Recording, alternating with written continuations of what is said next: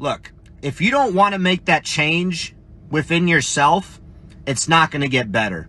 This might not apply to everybody, but if you feel like you're rock bottom, okay, and you're hoping for a better day, but you literally are doing the same thing over and over again, expecting different results, that's a definition of insanity. You are provided with a choice every day. You are provided with multiple choices throughout the entire day. Take that choice, make that change. You've identified a problem. You're saying you're rock bottom. Got it. You're there now. There's only one way, and it's up. So change your mindset. Use that choice and go a freaking different direction. Love y'all. Faceman VTT out. Day 3 of retirement. As an infantryman, I was asked if I could clean the sink. So let's look at this. Definitely some kind of grime on there. And I open up the cabinet. What do I use? Nothing comes to mind. Like my experience is my skill set. Nothing. Wait a minute.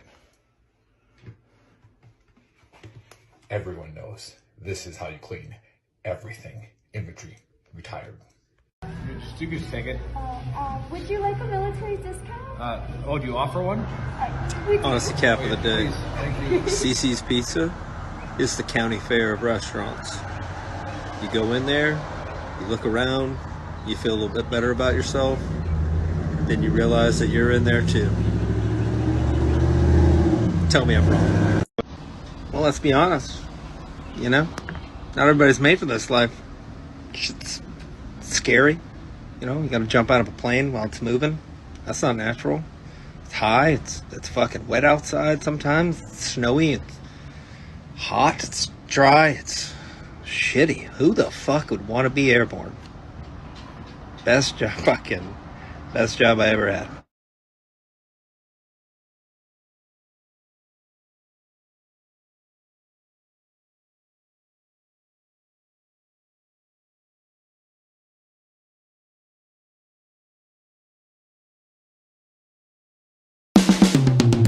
This is the Veteran Trash Talk Hour, hosted by Nick, Dave, and Buddy.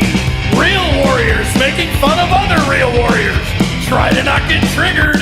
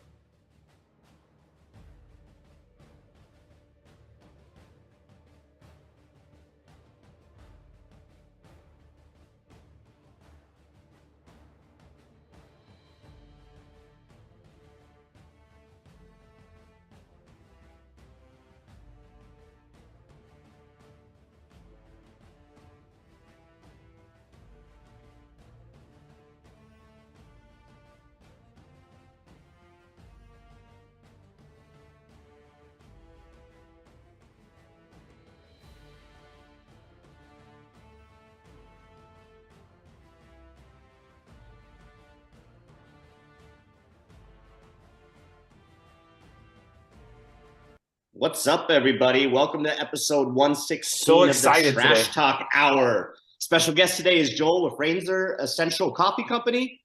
Special guest hosts are Mike Levine from Vet TV and JC. And as usual, I'm joined by Nick and Buddy. Happy Saturday. It's fucking 6 in the morning here. Jesus, 7. what happened? Jeez, 7? I'm hurting. Oh, Yeah, I'm hurting this morning. Fight show was brutal. Airport. You know, I have that hard retired life where I went golfing and then drank a bunch of bourbon and then did a fight show, drank a bunch of bourbon, and now I'm awake. Like, oh, terrible. Every day, repeat. Such a tough life. El Paso, you only need to make $12 an hour to be rich. So Yeah. I'm good. We were just talking about that a few Paso. minutes. I grew up in El Paso. Nice. Yeah, that's I live on the new west side, the new money they call it. So Gotcha.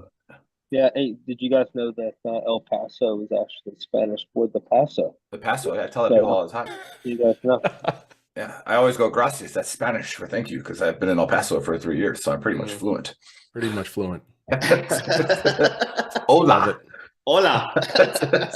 Could be worse. He could be like one of those dudes. We had a sergeant major at one point that was a first sergeant, left the 2505, went down to El Paso for the sergeant major's academy, got divorced, met a Spanish woman, came back, and wore a gold chain outside of his shirt and started speaking with like a Hispanic accent, and was brothers with all the Spanish people in the battalion, and they were just like, we remember you when you were just a normal nerdy white dude, right? Like, El Paso makes it hard, man. Yeah. I was probably a nerdy white guy when I was a kid. Hey, Joel, how old are you? You were there for the cartel wars, huh? Actually, I wasn't there, but I'm 47. So, I moved there in 87 and then was there for a there bit. you go. That's a great commercial for Ranger Essential Coffee. Makes you young. Look at that. Makes you young. Look at you. I'm 47. Yeah, Jesus but all I drink is Christ. this. That's all I drink. Yeah. It's his lighting. It's his lighting. That's why he still looks that goddamn good. Yeah. Oh, there's the wrinkles. No, he's beautiful, man. So I think he might take over JC's BTT's heartthrob. We'll wait for the females to respond. We'll see what they say. So we'll see what the fan mail says. My wife would be actually very happy with that. Yeah. It's the whole reason that I come on the show is because to get attention. Yeah. See, babe, these girls like me. That's the first thing we got was, hey, bring that guy on again. He's gorgeous. That's the first thing I got from him. BTT's heartthrob. So yeah. All right, let's. What the content was, but damn, look at his biceps. Well, he's taking steroids now. We don't know what I'm talking about. Yeah, I have no idea. I have no idea what he said. Not right now. Yeah, all these Ranger guys, they go on deployment, come back 3 months later, like 400 pounds heavier. Swole. Well, there's 2 categories of Rangers, right? Yeah. The Smart Ranger and the Strong Ranger. So yeah, the breacher and the guy who carries the goose stuff. So the Strong Ranger always looks swole. The Smart Ranger gets testosterone, apparently. Apparently.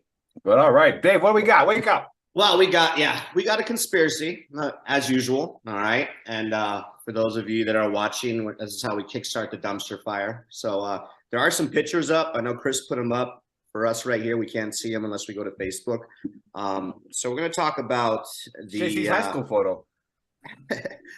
The Ural, I don't even know how to pronounce it. Ural Kholat Zihali incident. Dead Mountain incident in Russia. Is that the one European language you don't speak, Dave? I don't speak Russian. Wow, you can't, I don't know. Is Russia European or is it Asian?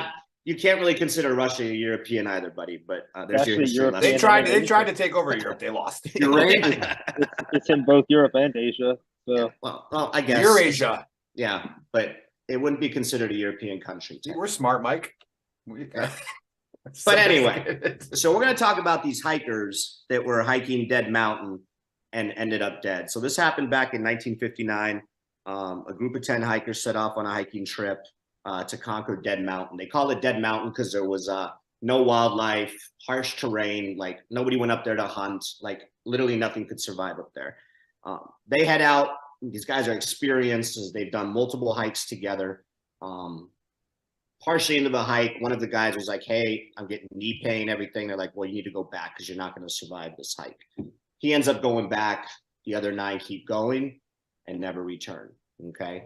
Eventually, family's like, hey, where are these boys at? So they send out a rescue team, police, the military went out there as well. They come up on the tent that these hikers had and realized that it was cut from the inside. Okay, so like they escaped. They were running from something extremely fast. Some of them didn't have their boots. All right, some of them didn't have their clothes on. About a mile out. Yeah, about a mile out, they find the first 3 bodies, partially naked. Okay, cause of death, hypothermia. A couple miles later, they found 2 more bodies. They were by a tree. And it looked like that they were trying to climb up the tree, okay? The tree was missing branches and everything. Same scenario, dead of hypothermia. Then they found the next 4 bodies like a couple weeks later, and these guys were missing eyes, missing their tongues, had severe trauma to like the chest, but internally, like they were hit by a fucking car. Severe trauma to the head as well.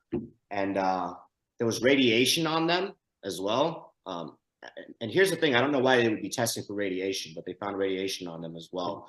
Until this day, nobody really knows what the fuck happened. So there's a bunch of theories out there that it was, they came up on a site where there was military testing going on, like a robbery, chupacabra or Bigfoot or whatever. Chupacabras are in South America. Yeah, I don't know, like a Russian Bigfoot, whatever. Everyone knows this. Yeah. Russian chupacabra. Damn space aliens, man. aliens is a theory as well. Because supposedly there's always strange lights in the sky over there. Monsters, whatever. But till this day, they still don't really know what happened. Avalanche, okay. But I don't know how it, the brain damage and all that good stuff. So my take is, after looking into this a little bit further, I think they got slaughtered by like a Russian military group or something. I think they stumbled upon something. The Russians wouldn't do that. And they got slaughtered. Because initially it's like, okay, maybe it was a bear or something that fucked them up. But then how do you explain the missing tongue and Bears gotta eat shit? Like that's some savage shit that went down. So I don't think it was an animal. I think it was military. Radiation as well. Like, why was it radiation? I don't know. Obviously, nobody has the answer to it, but my take is military. They came up on a site that they weren't supposed to see, and then they got slaughtered. And that's so. I want to challenge your Mike. You're first in the shoot if you want to. I want to challenge the research skill, your research skills here, real quick, because I did this when I was drunk last night. All right. I think that's the case because the picture on the lower right is, in fact, Nick at about 4:30 this morning. Yeah. The beard, the eyes rolled back. I mean, tell me I'm wrong. A lot of people wish to take my tongue out, so they're still going after it. Yeah. Won't he just shut the fuck up? Nope. Sorry. So, Mike, you can give us your take. Looks like a guy that was drinking bourbon all day and fell asleep in the snow. The only thing I can't explain is snow in El Paso, but as I understand, that happens on occasion. Yeah. So, Mike, what's your take? You can be first in the shoot. You can give us your take. What happened on that mountain? What do you think? How did they die? Space aliens, man. Aliens, I like that. Unexplained trauma to the body. Yep. Something that isn't readily, if they wandered onto a, some type of Russian military installation, what are they going to do? Hit them with trucks? I mean, you'd get shot. That's how they literally explain it too. They said like the internal trauma was as if they were hit by a vehicle. Yeah. So this was definitely some type of, blunt force trauma. I'm thinking like a force field beam from the alien ship that just freaking smashed them all. They probably were visible in the craft of some kind, and everyone was frightened as hell. They started trying to climb trees and shit, thinking they'd get away. Not going to happen. You're going to die too. Yeah, man. That's definitely some space alien shit. Mike, I like that. When you said about the force field, shooting thing, all I could think of was like a couple aliens that look a lot like Nick and Dave had one of those photon guns, and then Nick shoots them, and they get hit by a truck and die, and Nick just looks at it, and he's like, "Whoops, turned up too high." So it's pretty interesting what Mike said, because I didn't even talk about that, but they did say that there were the Russians were testing some force trauma shit, like a bomb that could create force trauma. I read that as well. So you're bringing up something that definitely could have been a possibility, which I think leads back to all bombs create force trauma. No, but it's like it was like some special bomb that can. It's some, I don't know, buddy. I don't know. Concussion bomb. Man. Yeah, maybe it was a concussion bomb. I don't know. But, it does talk about that.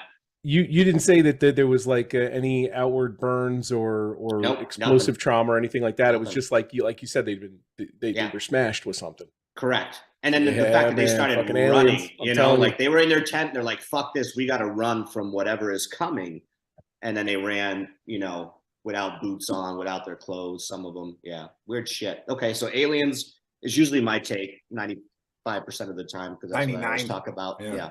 But a good take, Mike. I appreciate it. JC, what you got? So I think that the military did it to him, and it's not. And I don't even think this happened. Like, I don't think it was like right. I think what they did was they got these bodies and they cut them all up and they planted them out there so nobody would go into that region anymore. And that would explain like the radiation because they had already been killed somewhere else, and then they transported them there and did all these gruesome things and said. Now, I say all that to also tell you that there's an article in National Geographic about actually what probably happened to them. But that said, I like You use the primary source. We use Google. Yeah, better than what National Geographic has a theory, and it's not half as sexy as my theory. So. See, typical officer move there. While the rest of us are just coming up with this, he's actually doing research. Yeah. I mean, you know, thanks for ruining the conspiracy. We don't want to know what really happened. Google said otherwise. Okay. My dad said this happened. So my dad could beat up your dad, so that's what happened. All right. Yeah. So that's what I'm going to go with. All right. Joel, what's your take? Yeah. You got to unmute. Strong Ranger. Yeah, Smart Ranger. Hey, I think the radiation comes from, look, if you're in Russia in a lot of areas, you might stumble onto some radiation, Chernobyl, some of the other disasters. So maybe they came across something, and it sounds like to me like they got far enough up that maybe some tundra wolves came into, like a wolf pack came into their campsite, and maybe one of them even breached the tent and got in, and then they had it inside eating them and attacking them. So there's a reason to leave the tent, and then they're all running around. You know, these tundra wolves can get up to like 175 pounds. Tundra wolves. So they have a mouth that could eat a tongue out if they want to, and they would rip people apart. So I would say a wolf pack maybe could do it.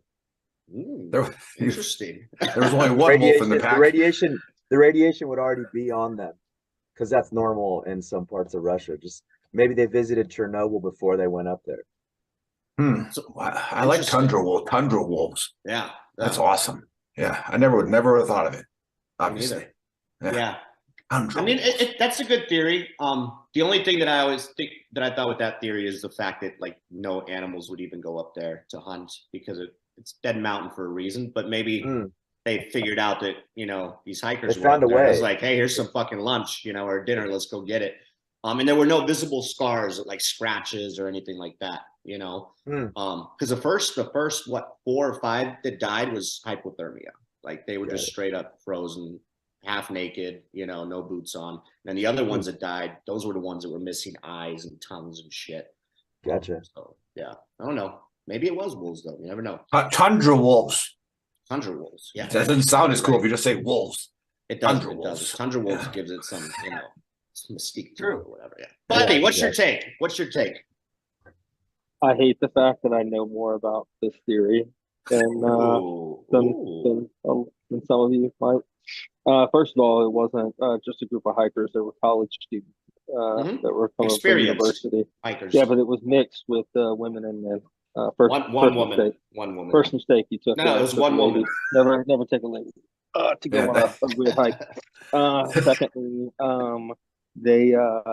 the area, nobody was there for a long time, but they reported, when people have reported going up there, and there's some weird electromagnetic and frequency modulations that go up that were like making them feel woozy, lightheaded, a bunch of other stuff. So the one theory is that they were up there, they got that happened, and then they just kind of lost their shit. It was like they were drunk or messed up or whatever, and they were in their tent. They tucked their way out, and then they just ran around like fucking idiots. It's kind of like hitting a nitrous hit when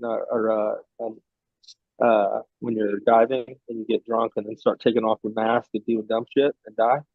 Kind of the same thing as their theory that it happened. And I think there are a lot of natural anomalies that don't really have a lot of explanation, because you know when you go there you die. So you mean people in Key West get drunk and scuba dive? No, if you go deep enough, you get enough. Not the Army guys. They wouldn't do that. You get real drunk. When we did our deep dive, I got drunk, kind of. I felt drunk, and then a shark swam by, and I got real sober, real fast. And I was like, "Whoa, the fucking shark, guys! It's a big man shark." In the brown suit came. Nope. So what's up with the missing tongues then, and the missing eyes and shit? People can do weird shit to each other. You know that, right? Of course. They can like cut each other's tongues out, stab each other's eyes out, because they think that it's a way to get away. Because when you're scared and If you're hungry, there's a lot of nutrients in the tongue, I heard. It's not even food, but people just do weird shit. Yeah, tacos are like what? I heard they call it in Juarez, that's a delicacy. But So they were drunk and they went crazy is basically what No, you're saying. not drunk. They got into an area. altitude sickness. Okay. Yeah. Well, it's not even altitude sickness. They actually use Buddy, I'm trying to help you out. They actually use part of that series to try to figure out which is the animal that we could use as weapons to fuck people up. Hey, tell the airport to shut up. Tell the airport to shut up, buddy. Yeah, We're say here I'm on a to show. Tell them you're on the They show. probably calling for these douchebag after duty guys to get on the damn plane. Yeah. All right, we can't hear what Buddy's saying anymore, but good take, Buddy. Nick, what's your take? All right, so I mean, this is obvious. Okay, I've been thinking about this for a good 3 minutes, and it's, I know JC. I'm sorry. What Nick means to say is that while everyone else was talking, he was memorizing the Wikipedia page. So Nick, go ahead. Yes. No, I actually was thanking you for the stars on the page. It's your first person to ever send us stars. So good. I think it's like $2. Right? Yeah, if you're not worth $2.99, goddamn it, who is? Yeah. Who is? I mean, somebody's got it. I mean, this is a tax write-off. So he was $3 over budget. So now he's good. Now he's good. We gotta for wait April. till we reach 100 though to cash out. So yeah. So I mean, obviously JC was watching Jack Ryan's Shadow Recruit, and that's where he got the they planted the fake radiation there to keep people away. So I like that, and like I said, I base all of my knowledge off of movies and TV shows. So this is exactly how this happened. So if you look at the time, right, and then you watch the movie 300, where they send the little boy off into the wilderness to kill the tundra wolves, right, and to do all this, that was actually Putin at 7 years old. Okay, they sent Putin to Siberia, right, to train, and he ran into these hikers, and this was maybe like, this is my mission, like I have to prove my worth to the KGB. Right, and tell me he rode up on a bear in your story. Yes, 100% so with no shirt on. Where do you think they got that picture from? He was just reactivating it, and you could rule out aliens because there was no anal damage, right? Everybody knows when the aliens come, they probe you, right? Everyone knows this, right? So it's a science, right? Fauci said it, and it is what it is. So no aliens. I like JC's theory, but we all know it was Putin. So I'm going with Putin. Okay. At 7 years old. Is that how old he is? Am I even close to that? So see, Putin. I already got agreement on the chat. See, it makes sense now. 10%. Only has to have 10%. Yeah, Brady Powell says it all makes sense now. Okay. You're welcome, Brady. You're welcome. Yeah. All right, I'm here for you. I'm here to clear everything up. Mike is actually in the chat. You could have just said it, but I feel dumber after hearing all of this. Everyone's GT score just dropped 7 points. That's okay. I know S1. They can fix it for a bottle of Grey Goose. Jesus Christ. Yeah, that's how I got into Ranger School. I went to S1 and gave them a bottle of Grey Goose. They changed my GT score, so I go. It was good. I can say that now. I'm out. You're out. You can do it. They can bring your ass back in too. Yeah. Funny story. Yeah, we'll talk to Troxel about that. Man, you send that little blackbird in my backyard. That was a great story. Well, good take. Good take. Some say it was aliens. Some say it didn't happen. Some say they just went crazy. Wolves. Yeah. And then Nick's take. I like that. Yeah. Putin, for sure. So. All right. Well, that was a bit of a dumpster fire. Yeah. Buddy, do you have an honesty cap? If we can't hear you properly at the airport, then I don't know. Maybe. Yeah. Well, Alex has a friend that's a ranger. Well, guess what? You just made 6 new ones. Well, not Dave's not a ranger. He didn't do anything. But yeah, so you just met 5. There you go. We're all friends now. He was too good for Ranger School. He would have punched an RI in the face. Yeah. Oh my God. I'm not a ranger. I just played one on TV. Oh, that's right. That's right. Mike, hey, that's good. Go. That's reality. Movies. All right, buddy. Sorry, buddy. What you got, man? So I don't know. I feel like there's not really an honesty cap. It's really just a open it up for discussion thing. So we're shooting down Chinese balloons. So we shot something down in Alaska the other day. Apparently, we're sending tanks to Ukraine. The Chinese are mobilizing like 1 million troops. Russia's unhappy. Iran is putting all their stuff down in their bunkers. I mean, to me, it looks a lot like we're all getting ready for World War III. And I see a lot of people like saber rattling and talking about how how they're all ready for it. Come, let's get this and this, that, and the other. Like, what do you guys think is our job as retired or old veterans to kind of tell people that maybe they need to sit back and like, let's talk about this. Do we really want what you guys think that you're asking for? Like, we've all been there. We've all done that. Like, is it time for veterans as a whole to stand up and say, hey, look, if we have to go to war, cool, we got this. But maybe we should take a second, stand up and say, take a deep breath, have a drink of some vodka or some bourbon, and then figure it out. Maybe we should take a second, stand up. JC, your volume's on. Have a drink of some vodka or some bourbon, and then but I like it because then I can hear myself back. Sorry about that. Interesting. Yeah. Well, yeah, I would think. Are you done, buddy? Is that it? Yeah, he just wants a discussion on this. Yeah.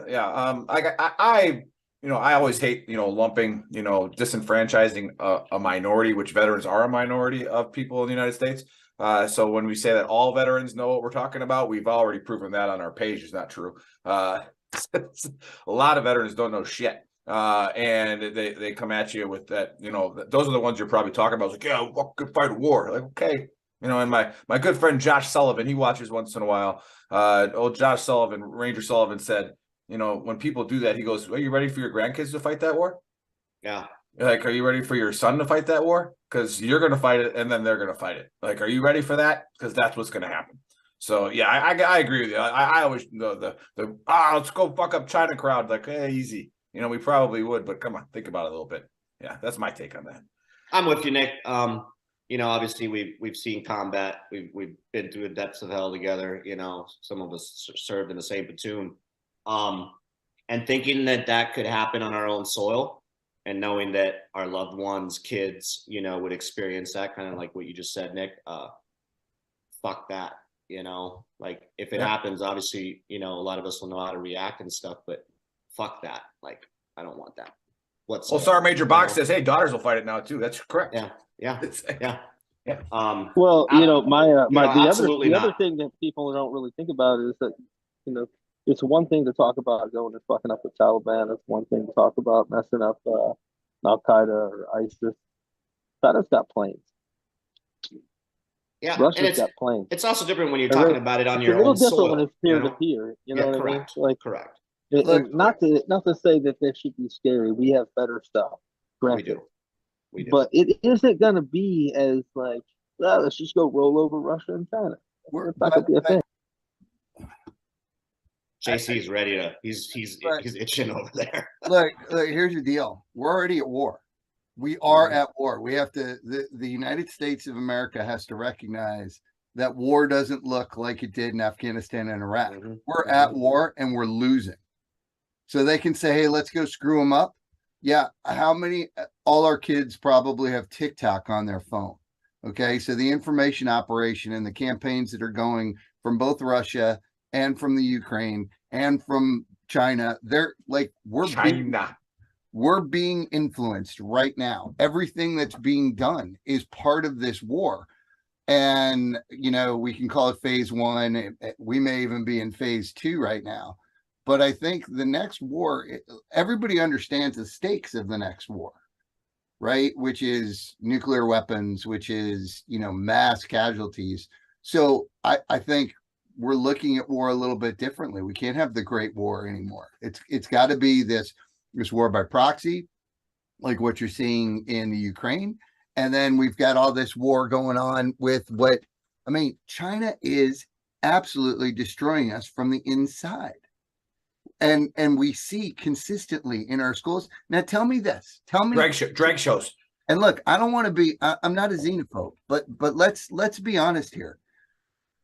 There are more American universities that have Chinese students that are paying full tuition coming into this country. We're giving out their visas to come in because they pay full price, and the colleges need them to pay full price. Otherwise, our kids don't get scholarships, right? And we're allowing this to happen. They're coming in. I'm not saying they're all spies or they're all doing stuff, but they're going back to China. And so if we don't think we're at war, So we can have all this big tough guy talk of shoot it down. First of all, that's just like you don't have any clue what's going on in national security. Whatever. Okay. I do. Appreciate everybody's like shoot it down. Okay. Because there aren't smart guys looking at the problem. We need everybody's opinion on this. But if we're not looking, my wife and I were talking about this the other day.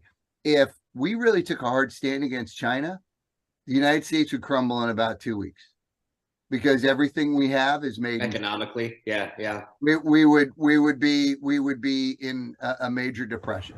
So that's my take on it. Okay, I can see why I was invited to this show. Oh, here we go. You were invited to like 6 shows. You just never show up. Well, there's that. So our kids, you know, the theory of our kids being sort of indoctrinated through TikTok, etc.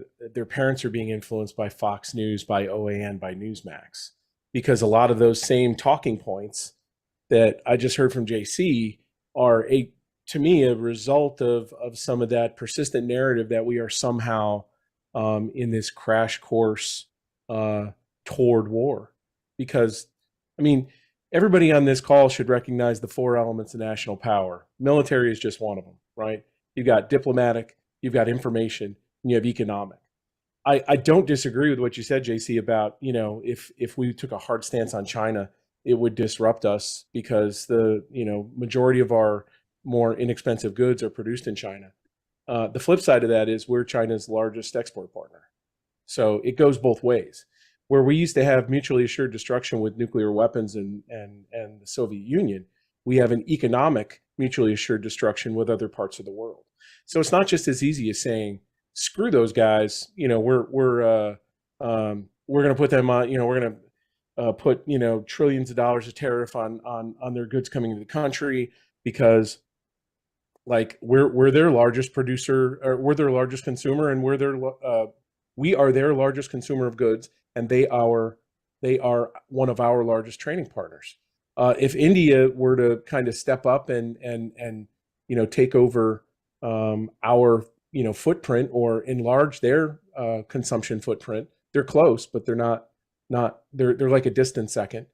That could cause us some problems. But you know, I keep hearing this persistent narrative of how these near peers were so close to, you know, whatever, and then all this other politically motivated talking point bullshit that goes on with our schools and drag shows and all this other shit. That's noise in the atmosphere. If you want to talk about information operations, those are the kind of things that keep us distracted from paying attention to those near peer adversaries. Those are the things that keep us from focusing on what is Russia really doing and what is their aim with Ukraine. What is China's real sort of objective with their expansion in the South China Sea? What do they really want to do with Taiwan? We're too busy worried about bullshit and Twitter than we are things like that. Well, hold on. So wait a second, Mike. So for clarification, JC mentioned China and then mentioned the economic part, and it sounded like you invalidated it a little bit, but then you came back and said yes, China, and then you mentioned economic and these other things. So well, just the focus on war, you know, or starting a war with China, like China hawks, you know, turning that into some type of generational near peer conflict, like that doesn't ever need to happen. Like there are there's too many pieces of connective tissue between us and the PRC, economically and diplomatically, for something like that to ever go. Yeah, like I don't think anybody would. I see what you're saying, Mike. Nobody would benefit from it. And then like, let's talk about nuclear war. Like, who the fuck? We're all dead. Like, who's gonna fucking start that shit? You know, if China launched a nuclear, then we're gonna launch our nuclear weapons, and then in the end, fucking nobody wins. I don't see that. Well, nobody ever wins in war, right? But we're talking nuclear here. Because we, you know, Buddy talked about nuclear war possible, or, you know, whatever they're scaring us with. But it's true. Like, nobody fucking wins. China needs us too. Their economy is thriving because of us. I heard a nonpartisan economist. I heard a nonpartisan economist talk about this a little bit about 2 years ago, and you know, they're talking about like the national debt and, you know, the trades with China. And you know, he was sitting there, think about it this way. He was like, we give China paper or digital numbers in a computer, right? We give them $30 million on a computer transaction, and they send us rubber, right? They send us actual product, and it's like we don't. And then there's another good book to read, The Age of Genocide. The Obama's UN secretary. She does a really good job of explaining certain conflicts and why we didn't get involved or we got involved. And it was always money. Like there was some senator in Arkansas that had a $500 million grain credit to Iraq in the 80s. So when they were gassing the Kurds, they blocked that actually from calling it genocide, because if you called it genocide, then they couldn't trade with them anymore, right? And there goes your $500 million grain credit. Like, bye. So Arkansas was like, yeah, we're not gonna call that genocide. Money is the root of all of it. Ethnic cleansing, Well, right? there's Yeah, also, exactly. JP Morgan said it. something to be said about. There's also something to be said about. Look what you started, buddy. Yeah, look, and I don't watch OAN or I don't watch any news. But what I do want to tell you, Mike, is I think that you're overemphasizing the requirements that China feels towards us. In the last 3 years, they have increased their refined petroleum product as an export about tenfold. Okay, so before I would argue, yeah, you're right. Computers, telephones, those were their leading exports. We are the number one consumer of those things. But their refined petroleum over the last 3 years, by their own accord, has gone up. You know who's using refined petroleum? It's not us. It's Liberia, aliens, Pakistan, it's Chile. The reptilians, actually. They are starting to see they're making the change. I think they're being very, very thoughtful on making the change of we cannot be over-reliant on the United States, especially with what they're doing. So, and I'm not calling for war. I'm saying it's already here. We've already done it. Well, yeah, the information war has been, it's been happening. And now what we have to do is figure out how do we minimize the casualty, in my mind, and that's the economic casualty that'll cost. And they've said, you can read Mao's philosophy from 50 years ago. It was about changing the culture of the United States, which I do think that they're doing very effectively. So well, here's another theory, and not to grab my aluminum cap out. Way to interrupt, but buddy. well, sorry, but it is my honesty cap, Dave. So shut the fuck up. Yeah, did you read the fucking script, Dave? Here's a it's his turn. Here's a theory that, and I don't want to grab my aluminum, hat or whatever, but there is a mutual beneficial or mutually beneficial thing that some people are also talking about, is the fact that we talk about the consuming of goods and services from the United States and China and Russia, and we send food all over the place. Well, there's also the fact that the world has too many people. And in order to control an amount of people, you need less people. So if China has less people and we have less people and Europe has less people, then we set the clock back about 100 years. And then we're more easily controlled by the world state or the dark state or the fucking whatever you want to call it, right? No, I'm a big fan. Are you saying that we want less people? I didn't catch that. Hell yeah, they do. If you, so I listened to an interview that Elon Musk did on the whole, we're overpopulated, and he talks about it that we're actually underpopulated. Like at the rate that we're going right now, like just in the U.S., less people are having kids, and it's too expensive. Right? No, he also brought it up. Like the easiest way to see is how many diapers are sold, and then who the diapers are going to, and it's actually going to be elderly instead of to the kids because nobody wants kids. And then China, they had that rule. Nobody in the States. 10 years ago, they could only have a certain amount of kids. That's no longer a thing. And he talks about this, and we're actually decreasing in population, where they're giving us a scare that, it's too many of us. No, it's actually, he says, if we continue going down this trajectory, it's going to be a big problem. So our population is actually decreasing right now. What population are you talking about, Dave? This the is US United population? States. I'm just United States. You're not talking about the global population. And then I talked about China as well, buddy. Look, China does it the right way. They a just pretty kill smart everyone. guy, buddy. All right. But anyway, Elon Musk so everybody needs to let me say something here. Yeah, Joel, what do you got? Yeah. I've tried to several different times, and the only way is to just jump in. So yeah, that's dumpster fire. So on China, something that everybody needs to look at is China's Belt and Road Initiative. And they've come out and they've said that by a certain time that they basically want to be the superpower and they're going to achieve it however they can. And that's their initiative.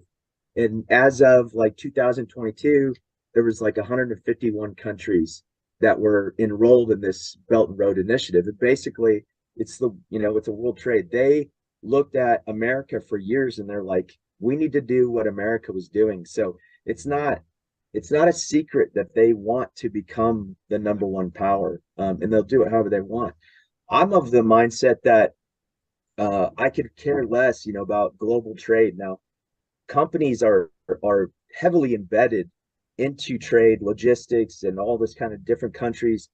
But America, just as a country, it's self-sustaining. We have farming, we can manufacture, we can do everything. We could keep it all here if we wanted to. Are we going to? No. High percentage, high probability. The answer is no. And it would hurt too bad for all these companies to basically, change their supply chain.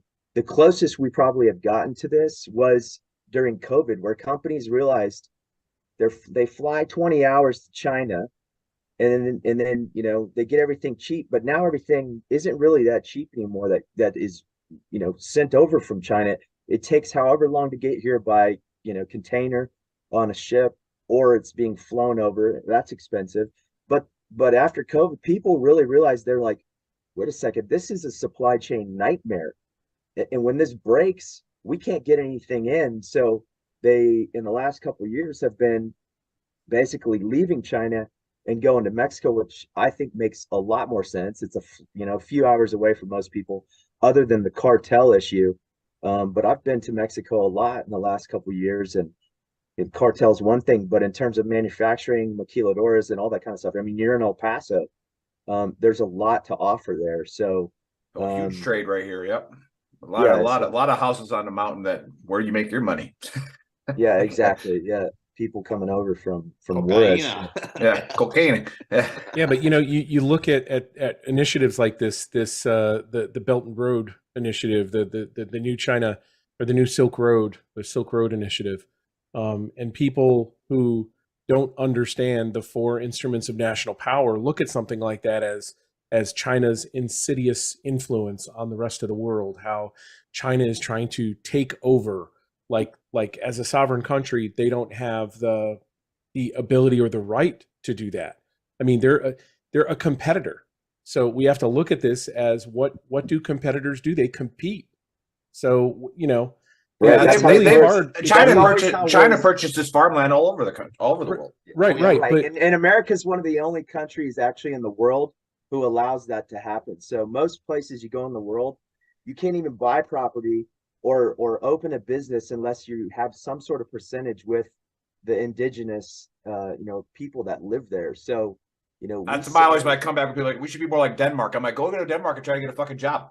Hey, I mean, the way we work, that's the free market. That's our system. Yeah. So that's a joke, if we don't like shit like that, I remember in the late 80s, early 90s, there was all the concern about Japan buying up real estate in the U.S. and there was grumbling and mumbling about that. And it's like, then I mean, you must not like capitalism, because that's capitalism, man. Well, I yeah, mean, the Hawaiian capitalism can exist in a country without people who aren't citizens coming in and participating in capital and purchasing out the entire country. Yeah, it's not the entire country. The king of Hawaii didn't let the Japanese vote.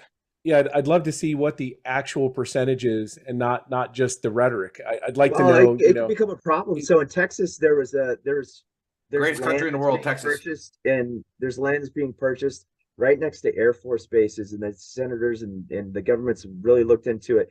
In Houston, the consulate or the Chinese embassy was one of like the biggest spy ring embassies going on. They had to shut it down. So is that funny? What's funny is, and this goes back to the balloon thing too. Like what do you think our consulates do and our embassies do in every country of the world? Yeah, watch Jack Ryan. There's always an element of intelligence gathering.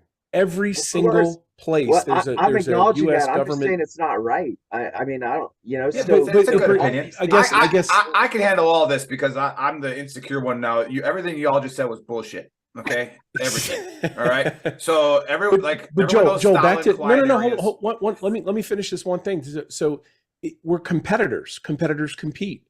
You know, I'm going to look for the same advantage over China that China is obviously through their their programs they're looking for against us. So the real question is, how can the U.S. compete with that? Will the U.S. compete with that? And how far are we willing to go to win, whatever winning looks like? And do we actually know what winning looks like? Yeah, I mean, you could just look at me. I win every time. Dave knows this. Like, I was, best athlete in 1999 and voted on by my peers. All right, so it is what it is. Class clown. Class clown, 1999 too. I got the two best awards in high school. All right, best athlete and class clown. But anyways, you beat me on the 2-mile run. Good job. I did beat you in a 2-mile run by like at least 3 seconds. 3 seconds. But yeah, that's a fun story to talk about again. Yeah, that's where I lit up that cigarette right after I got done running. 11:03, and I ran up a cigarette, and the sergeant major started yelling at me, and I was just like, he's like, "Are you smoking during PT?" I'm like, "Sergeant major, I just finished a PT test." Yeah. And he goes, "Wait, hey, what was your run time?" I go, "Hey, Sergeant Auger, what was my run time?" He was like 11:06. I was like, Sergeant major's like, "Good job." See you later. But anyways, yeah, we're gonna skip JC's life talk.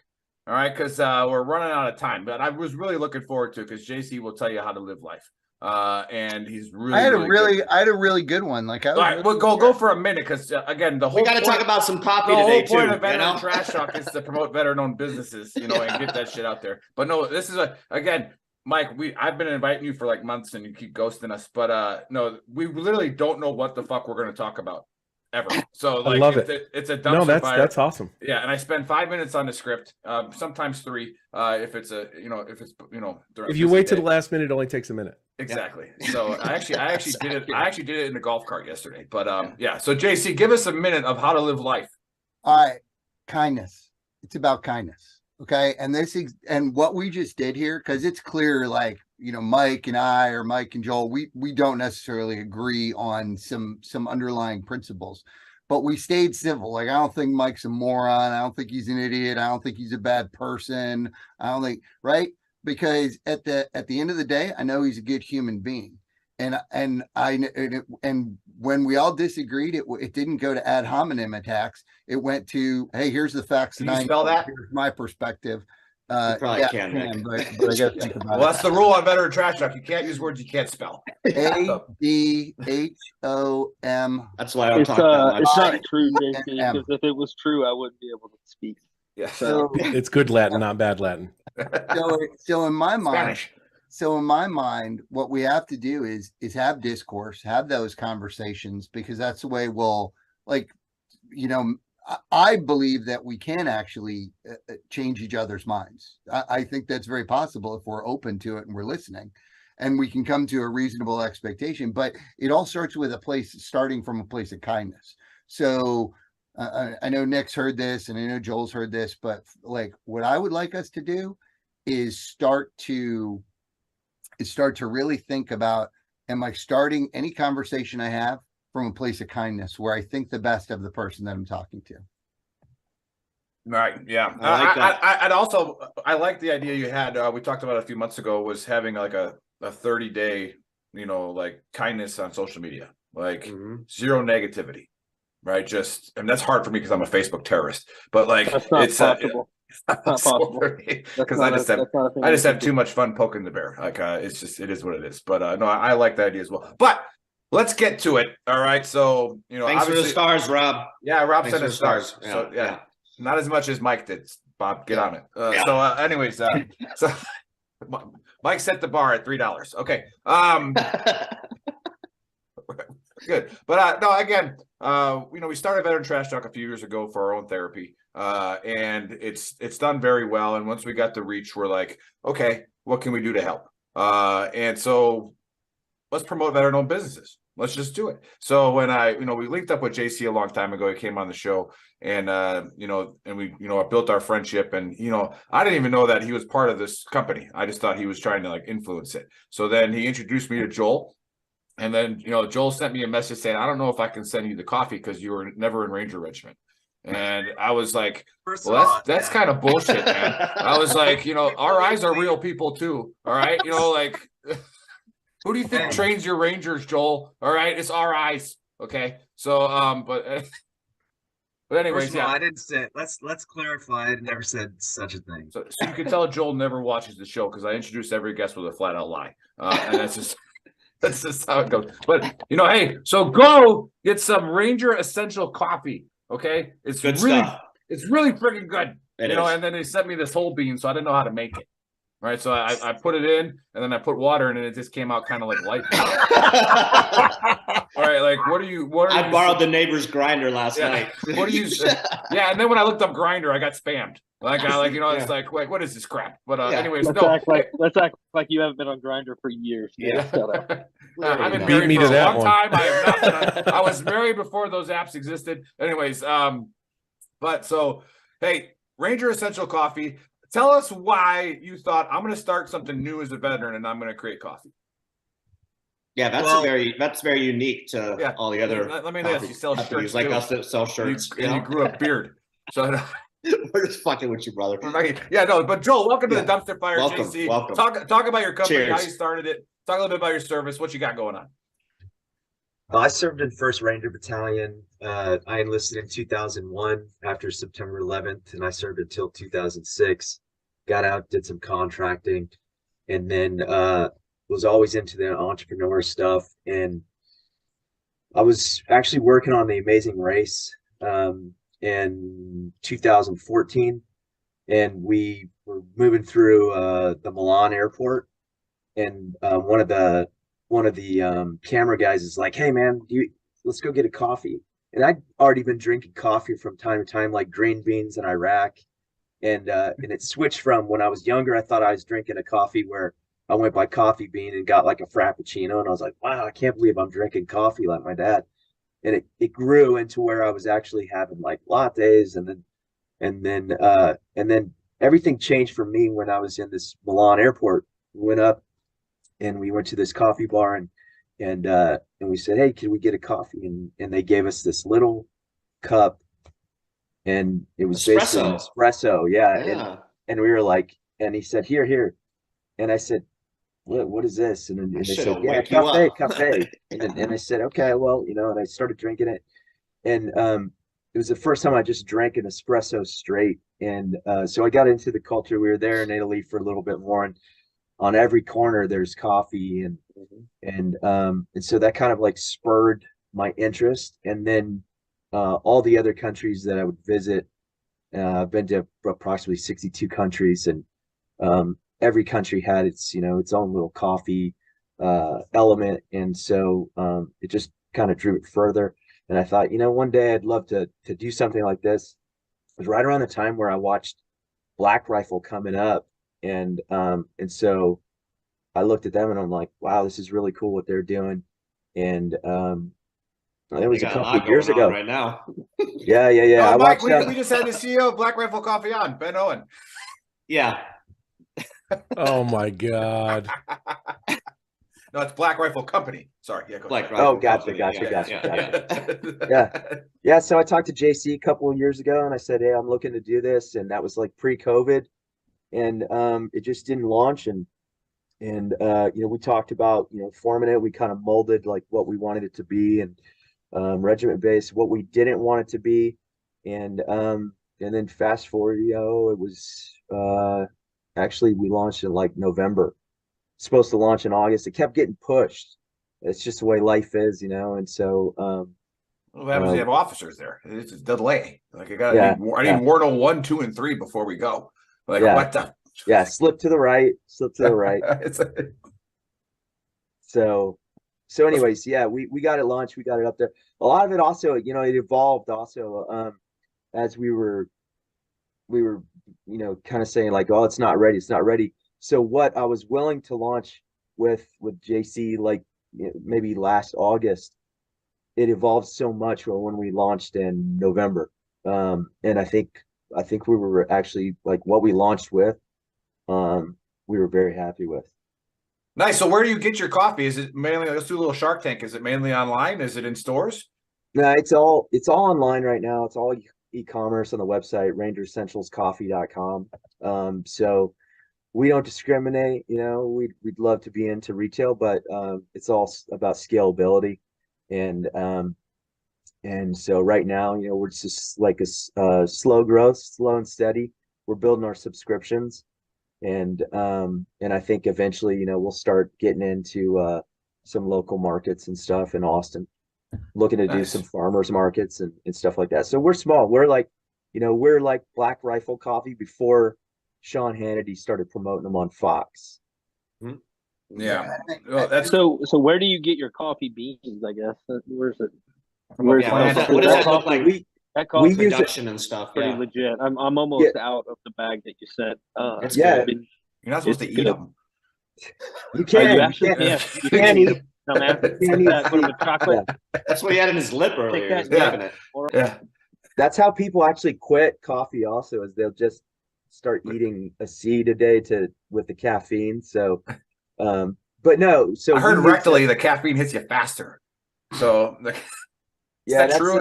You heard or you tried that? I'm not gonna. He's talked about Grinder and all kinds of. Yeah, other I got things Grinder there. and anal probing with coffee today. So yeah, Nick's trying to invent his own coffee line. Also, it's like the ones that it's at analytics. Whatever that rodent is that eats them and then poops them out, he just puts them up his butt and then poops them out and then tries to sell them. I want to say something about like why I love what Joel is doing.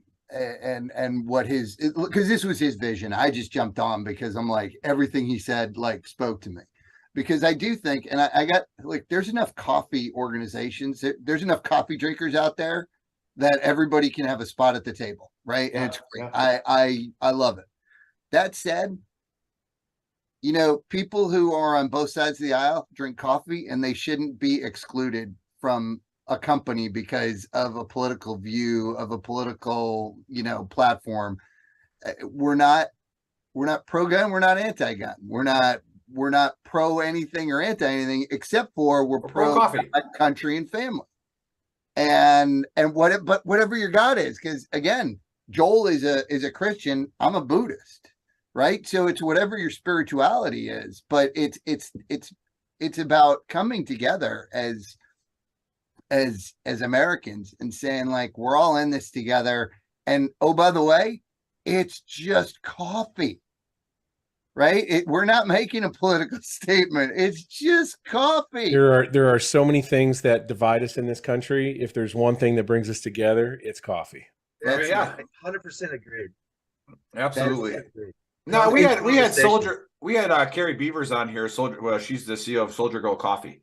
And it was fun having her on, and then the whole disaster of let's get into that conversation on another show about the women veterans when they attack each other is fucking brutal, right? But like it's she put an ad out on the History Channel for Soldier Girl Coffee, something like that, and it just it was so awesome having her on the show, and I'll get to a point here to where she was real nervous, you could tell.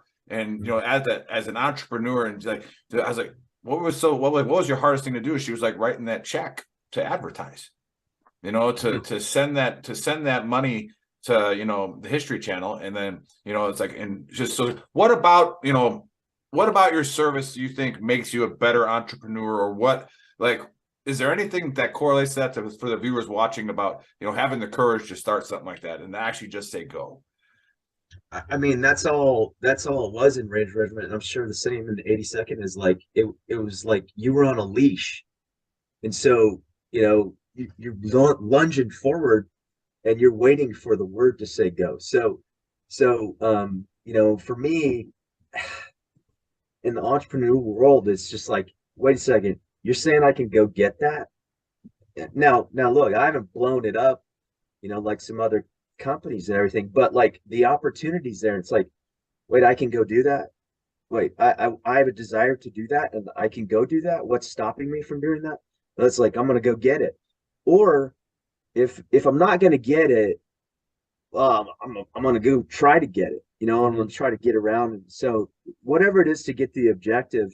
And so in what made me a great ranger also so far has given me the ability to pursue these endeavors, because it's about survival, and it's about, being able to, pack your rucksack and, like, get over there to the next cover and concealed position or whatever it is.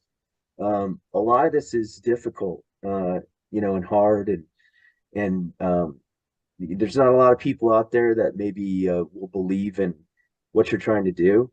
And so for me, a lot of the stuff I've done is I'm my own angel investor. So I'll do, let's say, if it's consulting gigs or whatever it is, and then I'll put that money back into the things that I'm doing. So I think you the got your open little cash mindset, cow, yeah. yeah, the open mindset of just like there is, the plan can change and all that kind of stuff, that carries over into the private sector. Yeah, so those of you watching, again, there's a lot of, you can see it on our page as well, like a lot of the comments, the haters, right? There's like Mike said, everything divides us. We're finding some way to hate on somebody. And then like JC said, we're finding a way not to be kind.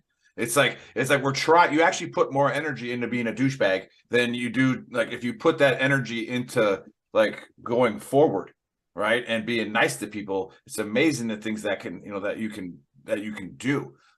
So yeah, entrepreneurship, anything that you want to be good at, it's probably going to take hard work, right? And the things are probably going to go wrong. And then if you're not surrounding yourself with the people that push you forward, and then, yeah. And one more thing. And then Victor, what your point, Joel, was Victor Paez is a good, big fan of ours and friend. He's got a bunch of businesses, and he's always like, and he still drives trucks. It's like, find your cash cow to start your businesses, and it's like, so that's a pretty cool point. Go ahead, Jason. And knowing that failure is okay too. Right. Like, accept that. Yeah. Like, you're gonna stumble, you're gonna come across roadblocks. Like, just keep moving forward. Eventually you'll get there. My biggest thing is always like regret. Like, you don't want to be 80 or 90, because then it's too fucking late. At that point, like, they'll tell you, oh, you're 80 or 90, you can still start something up. No, you don't want to be laying there and be like, man, I should have went fucking for it. Yeah. Regret, I think, is my biggest fear. So hats off, brother. Get after it, and never stop. Don't give up. I'll tell you, I want to hit one thing that's really exciting, and I think exciting for the VTT community is, we're not there. I mean, we're not even close yet. But one of the things that really excited me about Joel's idea is, if we could ever get to the black rifle level or close to it, where we could offer franchise opportunities to veterans, and not that they have to buy into, but that we have investors that they'll pitch to that will invest into them getting the franchise, so that we can make it, because we know veterans come out and they don't have like a whole bunch of money to spend on to buy a franchise. We don't want them to, but we want the ability to have a business. And so we think, and I remember having this conversation like before COVID, is if we could create something where these men and women could come out of the military, get into a franchise, because they pitch a business plan. They learn how to put together a business plan. They pitch a business plan, investors buy in, and then we can give them a franchise so they can have something of their own. That's really important. And we want, like, that's where, at least for me, my goal is to get us to that level where we're like giving back. I don't want to be a Black Rifle Coffee because I want to drive a McLaren. I want to be a Black Rifle Coffee so that we can give a whole bunch of people opportunities to be successful. Win-win. Win-win. Nice. Philosophy. Yeah. Yeah, and at the end of the day, guys, there's I don't know if you've ever heard Patrick Murphy, the old Undersecretary of the Army, talk, but he's got a pretty decent pitch about veterans, where he talks about, if veterans go into higher education, they look for their undergraduate or graduate degree, they are far more likely to start and succeed, achieve a degree. Veterans that go into entrepreneurial efforts are far more likely to succeed and build strong, thriving, verdant businesses than non-veterans. And if you take the things that made you successful in uniform and apply them to the civilian sector, man, there's nothing that's going to stop you, because out here in the real world, they can't, they can't do the things that they used to do to you in the Army or the Marine Corps or wherever you were. So it's a little bit lighter of a lift. And frankly, some of the stresses that go into building a business are remarkably comparable to some of the stresses you experience in combat operations or in sort of the run up to a deployment. The time stress, the deadlines, the constantly juggling multiple deadlines, multiple projects, multiple areas of focus at the same time. So yeah, if you've got the gumption and a little bit of the resources to jump in the fight, man, absolutely jump in. I think the other thing is that there's also a degree of you're not it's not that you're scared of failure, but your metric for what failure is. Like, okay, like if you talked about going to higher education or starting a business, whatever. Like if I don't get this done, nobody's dying. You know what I mean? Like nobody's gonna die if I fuck this up. The only thing that's gonna happen is that I'm gonna have to restart, or I'm gonna get set back a little bit, but I can reattack it. But I won't die. Like I'm not like when your definition of success, of failure is death, everything else is like, it'll be fine. Yeah, but did you die? No, it's funny. It's funny, buddy, you're saying it because Megan, Dave's wife, is in the chat right now, and she's kind of just like laid all that out what you just said, and so that's kind of funny. But yeah, and a quick plug for Megan. That's her real estate company. All right, and that's what Dave works for. She hires veterans and has them on the Skill Bridge program. So if you need a house, go hit her up. Quantum State Realty. I sell houses now. You can't make commission. You can't make commission yet. My fingerprints aren't back yet. Yeah, that's true. I mean, honestly, if he have to wait till June. If he can't make commission, that's the best time to get him to sell. Like exactly. I think you can't do that. Where's Quantum at? Where's Quantum? Quantum State. Phoenix. We're in Arizona. Oh, gotcha. It's surprise. Yeah. So, need some houses out here in Scottsdale. We got some really nice places. Just I got my real estate license also here in Texas. So nice. Good shit. Yeah, very nice. Everybody's served out, man. Served out. Yeah, it's still a good market out here, man. We got everybody for sure. moving there. Well, our fake Asian producer, the Marine, has to go early today, and his lovely mom is in town. Hi, Carrie. How you doing? She usually watches. Hey, Carrie. Carrie, hey. Yeah, she's from San Diego, which is Spanish. We won't go there. But anyways, like that one we're talking about, Mrs. Mom. It's something to do with a whale, doesn't it? Yeah. But we're not gonna put that in the same sentence with Carrie. Carrie's too awesome of a person to say that. She is. But hey, Mike, thanks for coming on and joining the crew and like helping the dumpster fire get kicked off. That was legit. Hey, next time you need some accelerant, I'm your guy. Yeah, for sure. But hey, buddy, before you get passed up by all the active duty guys getting on the plane, let's do a little AAR. Ooh, I didn't read that part of the script. No, I think but I got you. I'm actually supposed to do the AAR. I just wanted you to do it. I'm putting it on. That sucks because I didn't even think. Anyway, he usually writes notes down with his job. He takes notes. Well, I'm in an airport. I can't really just write down notes. Anyway, Death Mountain, don't go there. Apparently, you'll cut your eyes out, or bite your tongue off, or have an alien. They don't even probe you. They just kill you. That's horrible. Yeah. Or you get hit with a bag of radiation by the military with a truck. A bag of radiation. Something happens. It's bad. A bag of radiation. Also, if you really want to stir the pot, just start bringing up China and Russia in a group of veterans, and it works. It works real well. You don't have to say anything. No failure there. China, Russia, talk, and then that works out. And then check out Joel's coffee at Ranger Essentials Coffee. Like I legit have been drinking it for the last week or two. The bag that he sent, and I personally use it for my pour over, and because I'm snooty like that, and I have a pour over. So anywho, it's good. It's good, and they should call it like Ranger Essentials Heart Palpitation because it definitely gets you kick-started. So nice. There you go. All right, Dave, close us out. Joel, final last words. You want to shoot that link out one more time? Rob's asking in the chat. Yeah, absolutely. It's rangeressentialscoffee.com. Okay. We're gonna post that too after the show. Hey Dave, if you drink Rangers Essential coffee, will you break out into hives? Or maybe. You never know. That like give you. I'm good. I mean, you avoided Ranger School so much. Like that's what he's talking about. Like, is there Does it actually fortify your testicles with the nutrients? No. I got big balls. I got big balls. I ain't worried about that. Oh, and then before last word, because I love to talk, and it's again, like JC said, everybody could have a seat at the table. Like I have fire department coffee right here. Okay, I have Ranger Essential coffee. I got Black Rifle coffee. I got the guy we don't like. I got his coffee. And it's like he's just the guy we don't like. What I'm talking about. You know what I'm talking. We don't like him anymore.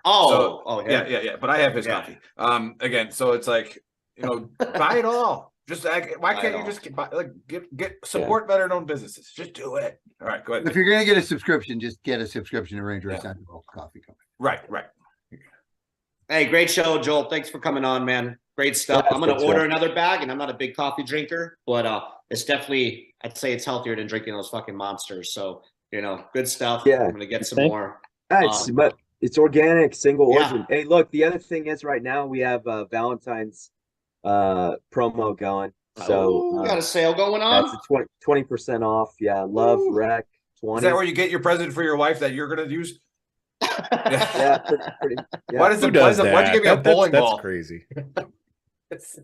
Good stuff, and we'll push that out. Mike, JC, pleasure. Mike, it was a pleasure having you on. JC's been on a couple times. Great show overall. JC brought it up earlier. Like we had a bit of a disagreement going on, but it was great how we handled it. I think that sets a fucking example of how everything should be handled. Like have a disagreement, it's okay. We'll talk about it. And then we're good to go. I was actually waiting for the name calling to start because it's been a really long time since a Ranger yelled at me in front of people. So I was kind of looking forward to it. Well, there were no knife hands or anything. The knife hands were about to come out. Yeah. No name calling. I love healthy debates. Yeah. Absolutely. That was a prime example of how it should go. I like everybody that dumpster tuned in fires. late, go to veterantrashtalk.com. It has the links to everything. Check out gruntworksclothing.com. We got some awesome apparel. I don't think anybody's wearing a Gruntworks shirt. I'm wearing Ultimate Sacrifice Foundation. That's who we donate to. Nice. Go to shop.veterantrashtalk.com and check out some of the.